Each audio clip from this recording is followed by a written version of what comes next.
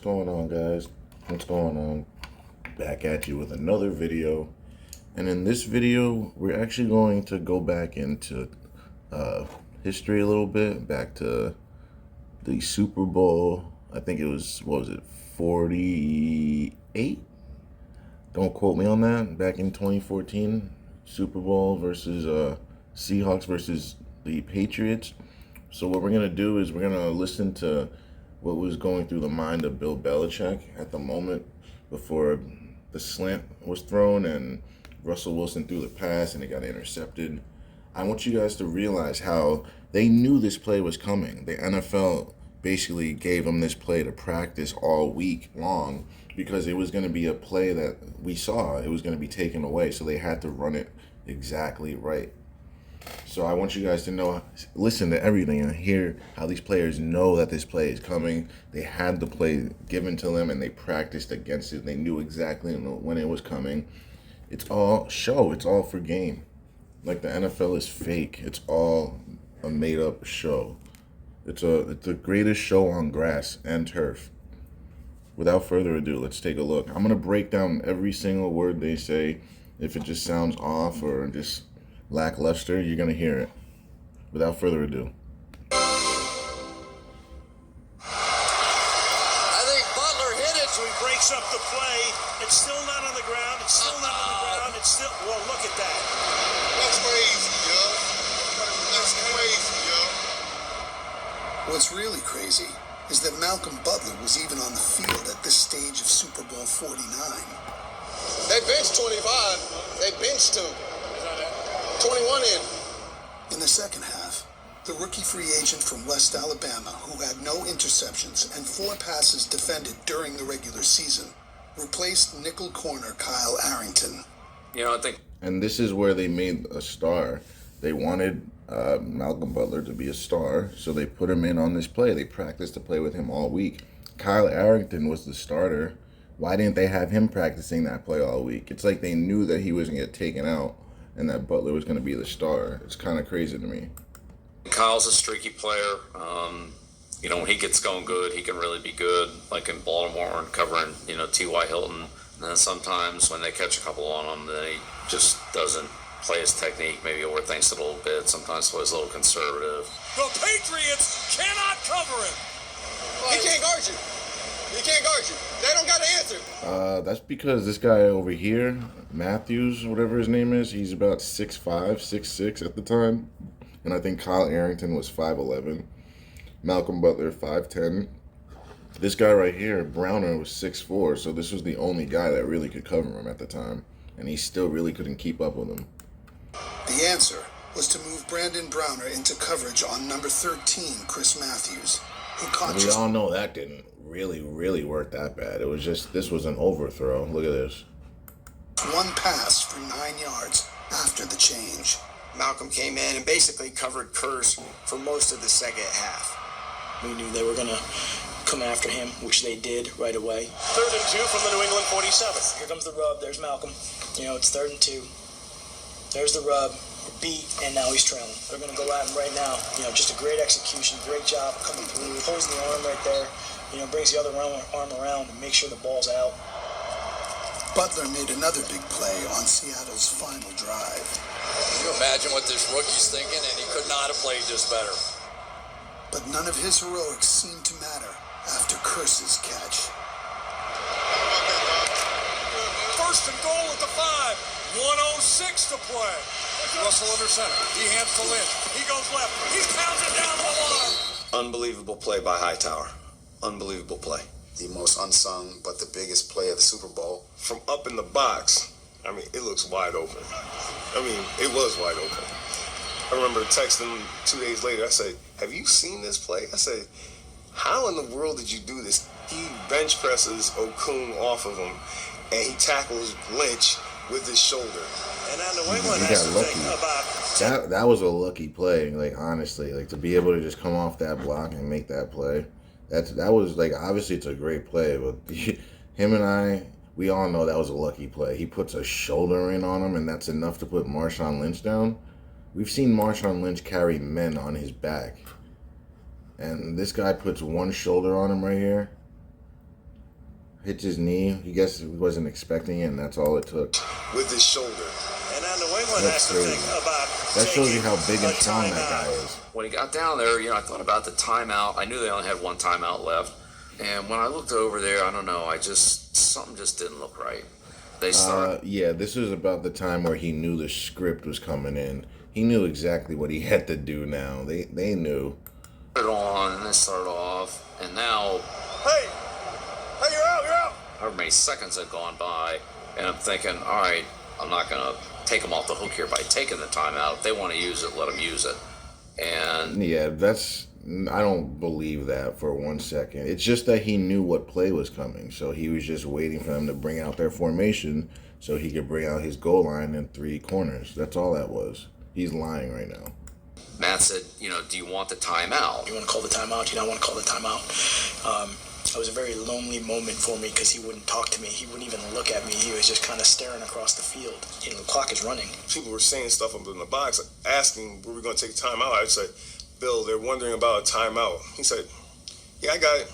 Because any other time, any other coach is calling a timeout there. The only reason he isn't calling a timeout is because he knows what play is coming. The idiot Pete Carroll calls a slant route when they have a minute left. It's first down on the freaking 5-yard line. He calls a slant. Like, why wouldn't you just run the ball? Like, to this day, I just don't understand. Like, how do you not run the ball? And it's because it's fake. It's not any other reason. It's because the NFL is fake. I guarantee you, anybody who's watching this video, if you're in Pete Carroll's situation, you're running the ball there. You're not. Slant isn't even on your mind. And the thing is, they weren't even throwing it to their best receiver. So that's the worst part about it. That's why I just don't even understand how you call that play. The game is on the line, and you throw it to your 5th best receiver. So that right there should just show you. They didn't even throw it to their number 1. Why wouldn't you throw it to someone that you just completely trust? Why wouldn't you hand it off to someone you completely trust? You give it to your worst receiver at the time. I don't get it. And you could see it when you watch the rewind or whatever. You could see Bill doing that, which is amazing. That's, again, the genius. He said, yep, I got it. Like we were in the meeting room right now. I said, no, just play goal line.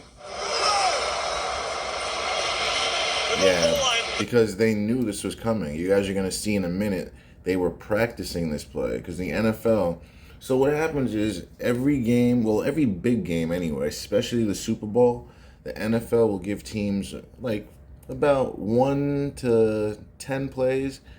About 1 to 10 plays to practice that they want to happen during the game. Basically 1 to 10 big plays, circus type plays, game changing type plays. They have those guys practice that during the week. And then eventually when the game comes around, they get that call in when the NFL wants them to run that. Usually they have that happens, or they just have a schedule and tell them, all right, we want this play to happen in the first quarter. We want this, this play to happen in the second, and with 5 minutes left in the game, we need this to happen. There are certain plays that the NFL needs to happen. It's for the entertainment purpose. You guys don't understand. It's entertainment. It's not just about competitiveness. It's entertainment. It's what's going to keep people watching and excited. We have different goal line packages. If they had 1 receiver out there, we'd have 1 corner in the game. If they had 2 receivers out there, we'd have 2 corners in the game. That's not a different package. That's just changing a position out. You would still be in the same package. You're just subbing someone out to match size with size. That's all that is. If they had 3, like they did on our last play, then we've put 3 corners out there. That wouldn't be a package change. That's just subbing someone in. A package change would be all right, we're no longer in goal line. It was the first time we were in that personnel group all year. The situation had never come up where we needed to use it in a game until that very last play of the season. Thank God we had it. So that's not fishy to any of you guys? They haven't had the need to use that play, the defensive play they were going to use to take that ball for the whole year until the last play of the game.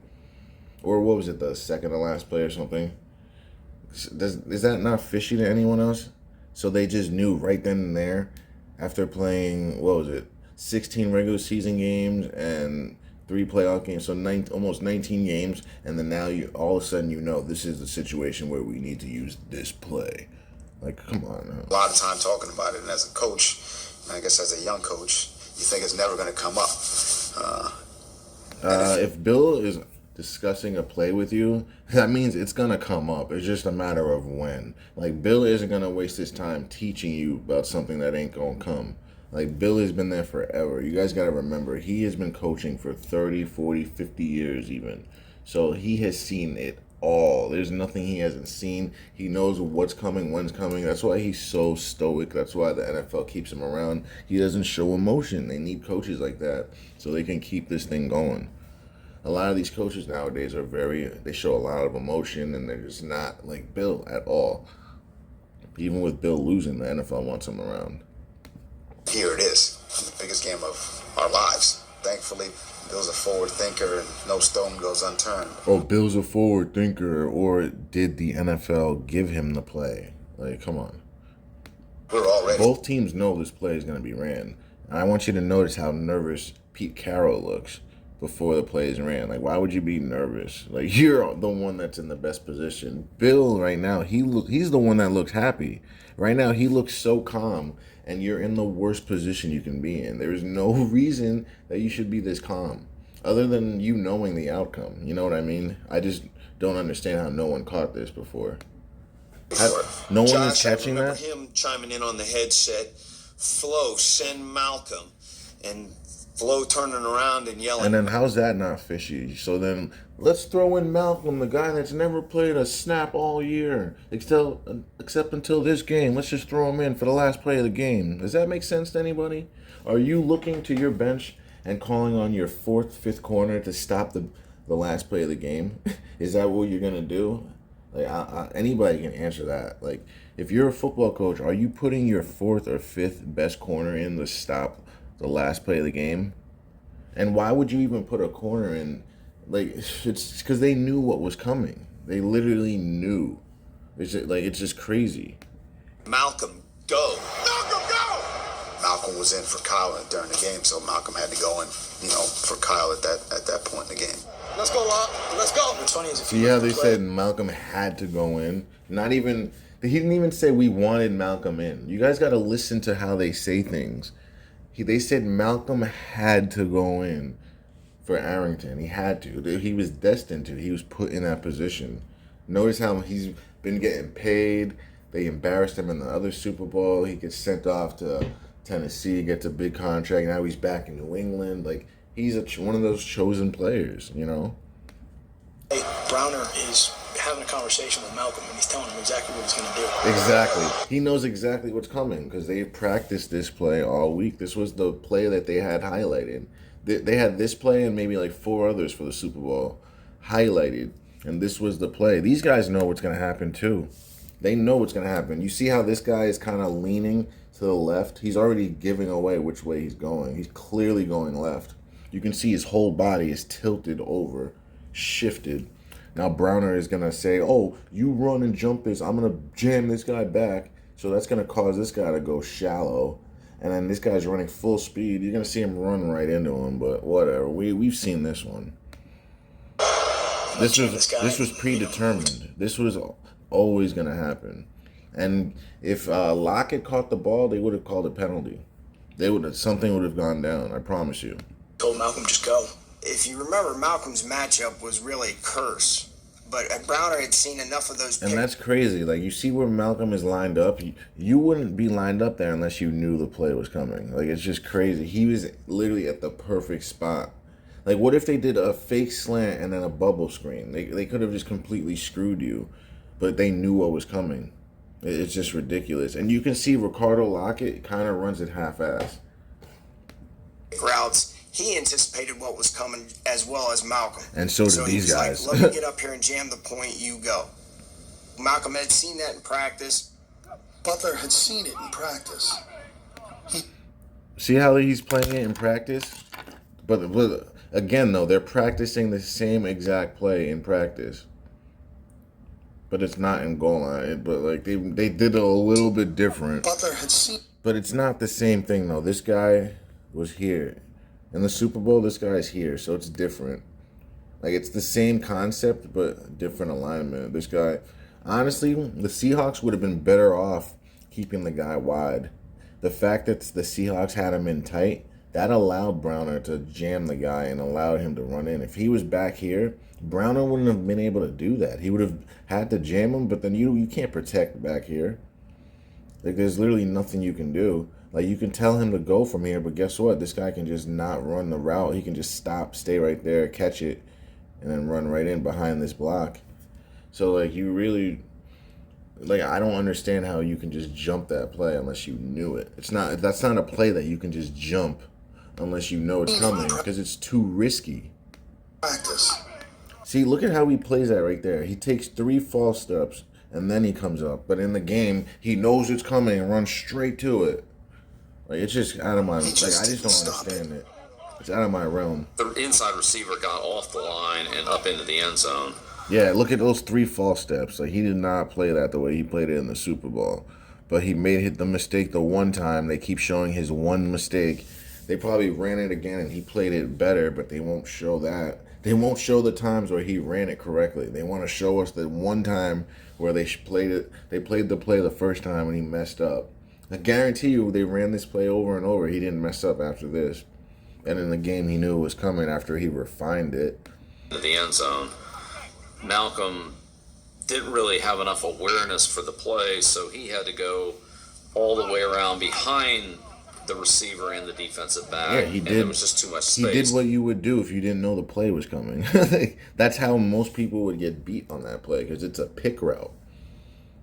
It was an easy touchdown. So the coaching point was, if they're close enough together, then you've got to be ready to get over the top, and the defender on the inside guy's got to jam him so that he can't pick the corner going over the top.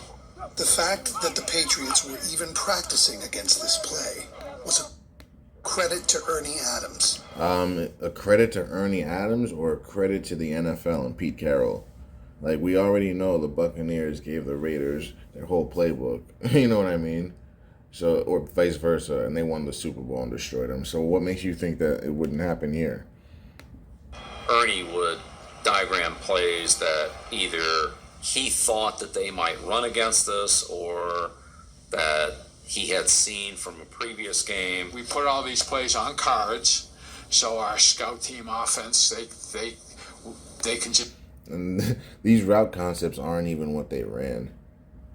Like this, that's a freaking 5-yard in. The dude ran a slant, a quick slant. And this other dude ran like a speed out.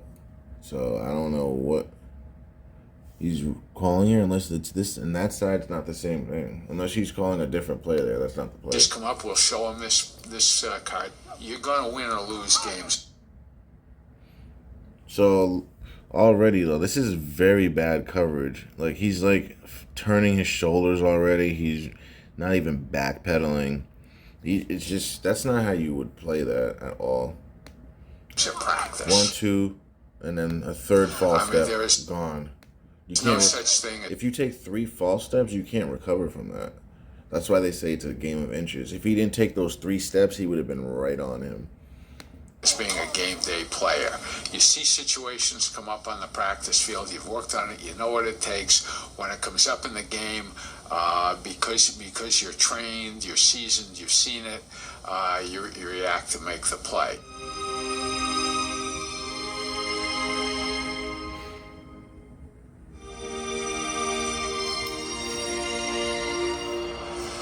Second down and goal from the 1. These people don't realize this is all for show. Like, they're all like, "Oh my God, what's gonna happen?" Like, why? This just makes me sick. This man is just jamming as this guy is running up. This is just out of control. Look at Lockett. He's running the route like he's waiting to get hit. He's like, "Oh my God, wait for it, wait for it." He's not running that with any type of like panache. Look at how he's running this route. Oh my God, like, you can see this is about to happen. I still can't believe that this man ends up on the ground and they don't call anything. Any other play, that's a PI.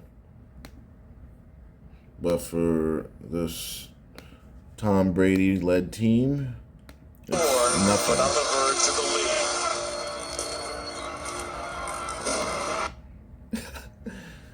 Oh my God. I can't even believe that.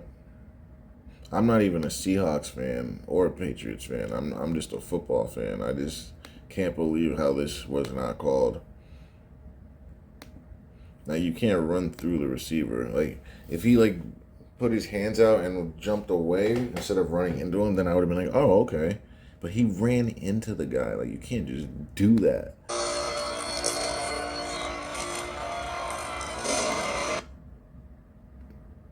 Like what? He's just running into him. The impact was so hard that Malcolm almost fell his damn self. I'm convinced he had the magnets on his gloves too, because that was a tough impact.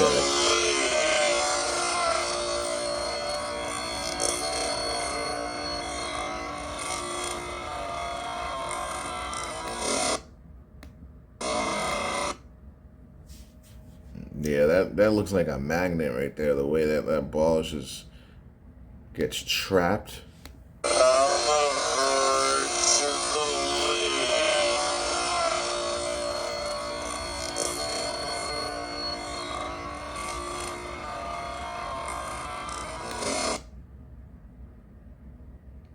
You can tell he's getting there early. Like, he's literally already there early. I hate when YouTube does this. Like, I literally hate when they do that. Like, I'm just trying to, like, get to the point and it closes the whole freaking thing.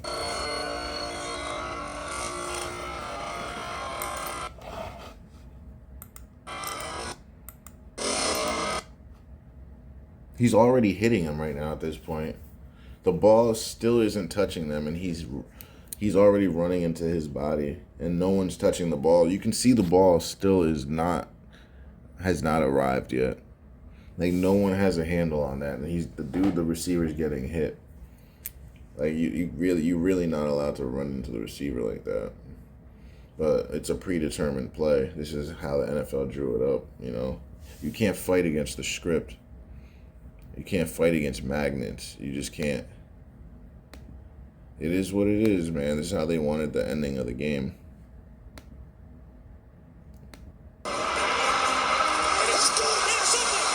I can't even believe that. What happened? Overlapped it, undercut the round. He said, "What happened?" Like, come on now. He didn't even look mad. Look at Wilson. Does he look mad? What happened? Does that look like somebody that looks upset about anything that just happened, or does that look like someone that's like, whatever? That was a script. Does that look scripted to you? Does that look scripted or real to you? Like Pete looks like distraught right now, but he looks like whatever about it. He doesn't look upset. He looks like he knew that was supposed to happen. Like, he doesn't look mad. He's not angry. He's not anything at all. He's just like, whatever. Like, really? This is all you say? This is how you look? If that was me and I really threw that pick in the Super Bowl, I would be fuming right now. I would be screaming. I would at least be frowning. I wouldn't be smiling right now asking what happened. When I knew what happened, just look up at the Jumbotron and the Jumbotron will tell you what happened. You really not know what happened? Just look up, guy. Did you not get the script? Did you not read it? Oh my God. I just can't believe this. Like, this man is smiling, asking what happened when there's a Jumbotron right behind him. And he's the one that threw the pass. And he's smiling about it. Like, dude, you know what happened. Like, why are you playing stupid? Why, like, this is all for NFL films, you know, it's an act. But he's doing a terrible job at it. Like, he's not even, like, the least bit devoid of mad or anything. Overlapped it and what? And he undercut it, he's going to say? I just don't get, like... What happened? Overlapped it, undercut the route. He saw Overlapped it? He undercut the route. the big play coming. He didn't undercut it. Does that look like an undercut or an overcut? Like, He said he undercut the route. He had to say that. This is all for NFL films. Like, Pete has to say this. He can't say anything else. He can't say that he ran into him. He can't say that. He can't leave any doubt at all that it was PI. Notice how he's not even fighting with the ref like it's PI. Any other coach, Sean Payton, any of these coaches will be screaming down the sideline, pass interference, anything to fight for your players, anything. Even if you're wrong, you got to say something. You can't say nothing and just sit there all mellow. That's just going to tell me that you're playing along. The fact that Pete Carroll is not running down the sideline screaming at the officials right now, and he's just, oh, he undercut the route, when he clearly sees it was not undercut. The dude is behind him. He hit his right shoulder. Undercut would mean that he's in front of him. At no point was Butler in front of the guy. So, like, that's just complete, like, BS. You guys can believe him if you want, but I know what's real. Right. Oh, okay. He undercut the route. Saw the fake play coming. Where's the undercut? Where? He is behind him. Undercut would be in front of him this way, and like he'd be in front of his body. That's an undercut. If you're behind him and reaching in front and running into him, that is not an undercut. That's a PI. I'm sorry. He did his homework. I'm sorry for you Patriots fans. That's a PI, and I'm sorry for you Seahawks fans that you guys had to deal with this. But Wilson was a part of this. Pete Carroll was a part of this. Bill Belichick, the Patriots, Malcolm Butler, they were all a part of this. They knew this was going to happen. This isn't football. And he fired his shot and made the play of the Look at that. He ran his shoulder. His shoulder hit the guy first before he got the ball. Like, that's so illegal. In any other game, legitimate game, that's a PI. But this is the Super Bowl. See, he's already hitting him. Right now, he's hitting him at law, like rules of law. If you're going by the letter of the law, right now this is pass interference because he's hitting the receiver. You can't even touch the receiver once the ball's in the air. You cannot touch him. This is more than a touch. He's literally shouldering him. And that literally alters everything about him. He's not allowing him to run to his path to get to the ball. And nobody even argues PI. Not one person, not the quarterback, not even him. And how many times we've seen receivers get pulled and hit with less and they want to complain. This guy doesn't complain because this is part of the script. This is the script, yo. This is the script. Really had a lot to do with that play because he jammed the inside receiver and never got off the line of scrimmage. And Malcolm, because you knew it was coming, and then Malcolm just comes in and puts a shoulder in on the guy. anticipated the play. Anticipated or knew the play? That he didn't anticipate as well in practice. Like right there, it does look like the ball was thrown right to him. But the only problem with that is you ran into the receiver, so the receiver can't even reach for it or do anything. The moment you run into him, it's over. Like, it doesn't matter if the ball was thrown to him. It only looks like that because the receiver was impeded with his path to the ball. He had no path to the ball. So we'll never know if he'd be able to catch it because Malcolm Butler ran into him. I wish I could say that everything we did worked out as well as that. Obviously it doesn't. But we do try to make sure we're ready for anything that's going to come up on a Sunday. So what happened against Josh Allen? How come he hung 45 points on your head? I thought you were ready for anything. Oh, okay. I'm just checking. So much work went into that. I mean, I can't tell you how many guys So much work? It was a script handed to you, and you just had to run a play and perfect it. That's all it was. You just had to keep running that for 2 weeks until it was perfected. It's really not that hard to perfect one play. that same route. Jamie had it twice in practice. Chung had it about 2 times in practice. Bruh, you know damn well they didn't have this play twice in practice. This is the 2 times that we know of. They were probably running this play to nauseum. They were running this play ad nauseum. Malcolm had it twice. We went through it with everybody. They had it twice, but they keep showing the only one clip that they have. Like, that doesn't even make sense. And notice how they say they only had it twice. They keep emphasizing that because they want us to believe that they weren't practicing this. That's all it is. They want you to believe a narrative. Like, the truth is right in front of us, but they're trying to, like, push you away from the fact. Matt Patricia's in the middle of it, kind of doesn't know what's going on, is somewhere... Because he wasn't a part of it. Matt Patricia, notice how Matt Patricia and Brian Flores, they were kept in the dark. Bill Belichick wasn't talking to them because it was all on Bill. He knew. Bill wanted the credit. The NFL told him what was coming. He knew, guys. That's what you got to understand. That's why he said, I got it, because he knew what was coming, guys.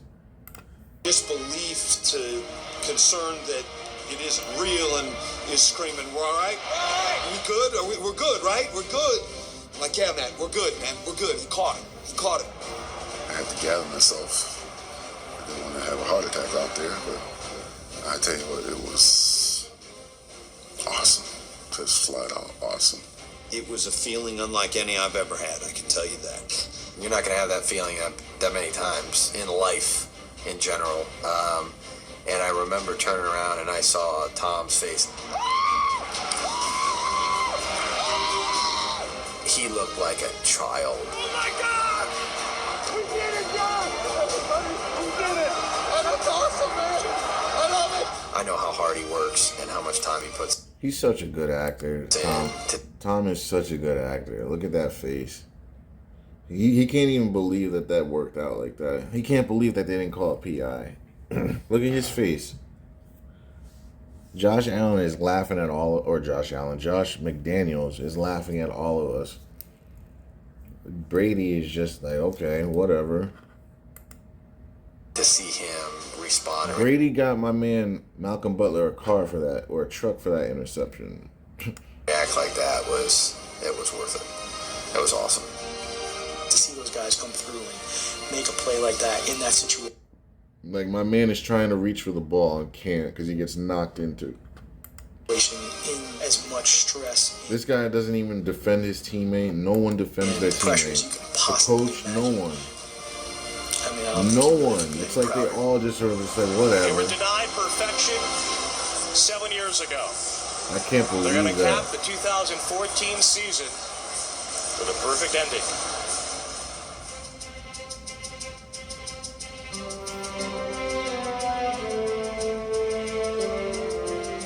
You dream about that happening as a coach.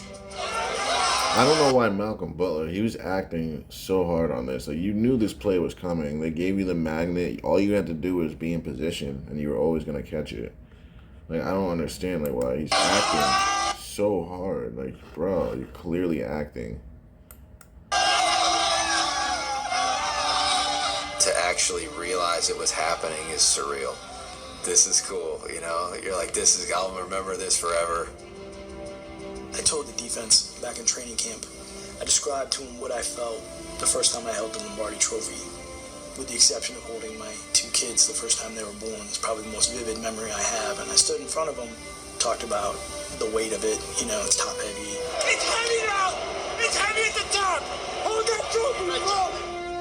It's going to be really dirty. There's going to be fingerprints all over it. You're going to kiss it anyways because you don't care. Let me kiss it! You're bonded for life with that win. That's a family atmosphere. That's what makes it so special, and that's why you got a bunch of guys running out there telling you they love each other. I love you, man. You did it, bro. I love you. I love you. Bro, I love you too, man. Yeah. It was raw. It was real. Alright, we're going to stop there because it was not raw and it was not real. But you guys get the point. This is just what we deal with every Super Bowl. And you guys just see it. It's fake. Just listen to what these guys are saying. Just listen to the words that come out of their mouth. They contradict themselves all the time.